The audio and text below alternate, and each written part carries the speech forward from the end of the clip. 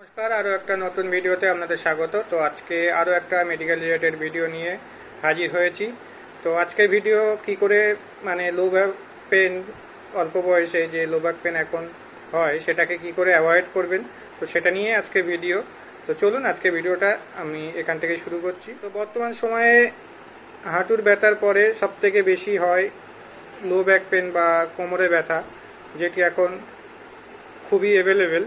তো সেটা কি করে হয় বা কেন হয়?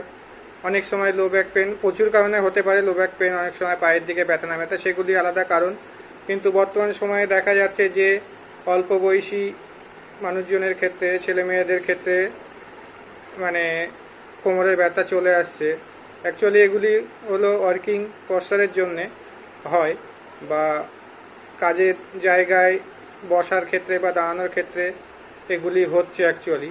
তো কি না করলে এগুলিকে অ্যাভয়েড করা যাবে, এই কোমরে ব্যথা অ্যাভয়েড করা যাবে, তো সেগুলো নিয়েই আজকে আলোচনা করব যে কোন কোন জিনিসগুলো করবেন না বা কোন কোন জিনিসগুলো করবেন, সেগুলো করলে আপনি এই লো ব্যাক পেন বা কোমরের ব্যথা থেকে দূরে থাকতে পারবেন।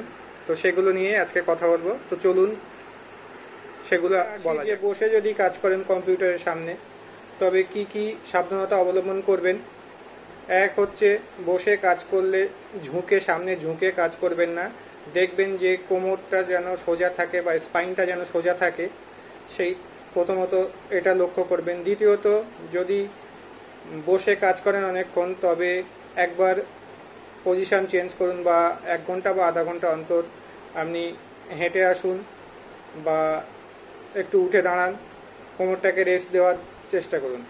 তৃতীয়ত, কোমরে পিলো ইউজ করুন। কোমরের যে গ্যাপটা থাকে সেটাকে পূরণ করার জন্য পিলো ইউজ করুন, বা কিছু কুশন একটা দিয়ে ইউজ করুন। চতুর্থত, আপনি দেখবেন যে আপনার পাটা যেন ফ্লোরটা সমান থাকে, সমান ফ্লোরের উপরে পাটা যেন অবস্থান করে, তো এইগুলো খেয়াল রাখবেন। আর লাস্ট যেটা বলার সেটা হচ্ছে, দেখবেন যে আপনার মনিটরটা যেন 90 ডিগ্রি চোখের থেকে 20 ডিগ্রি উপর নিচে থাকে যেন, এতে ঘাড়ের ব্যথাও কমে প্লাস কোমরের ব্যথাও কম হয়। 90 ডিগ্রি অ্যাঙ্গেলে যেন থাকে, 90 ডিগ্রি থেকে উপর নিচে 20 ডিগ্রি এদিক ওদিক হতে পারে, কিন্তু সেটা 90 ডিগ্রি রাখাই ভালো। তো এইগুলো বসে থাকাকালীন যেগুলো খেয়াল রাখবেন। বেশি দাঁড়িয়ে থাকাকালীন কি কি জিনিস মেনটেন করবেন। এক হচ্ছে, সামনে ঝুঁকে দাঁড়িয়ে থাকবেন না বা সাইডে ঝুঁকে দাঁড়িয়ে থাকবেন না, সমতল সারফেসে দাঁড়ানোর চেষ্টা করবেন।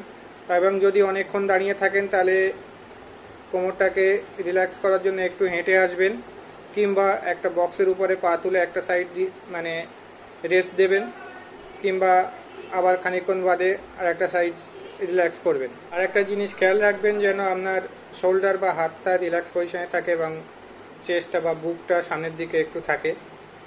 এই হলো, যখন দাঁড়িয়ে থাকবেন তখন এইগুলো খেয়াল রাখবেন, তাতে আপনার কোমরে ব্যথা সম্ভাবনা কম থাকে। আছি যে কোনো ভারী ওয়েট তোলার সময়, কখনোই ভারী ওয়েট তোলার সময় সামনে ঝুঁকে তুলবেন না।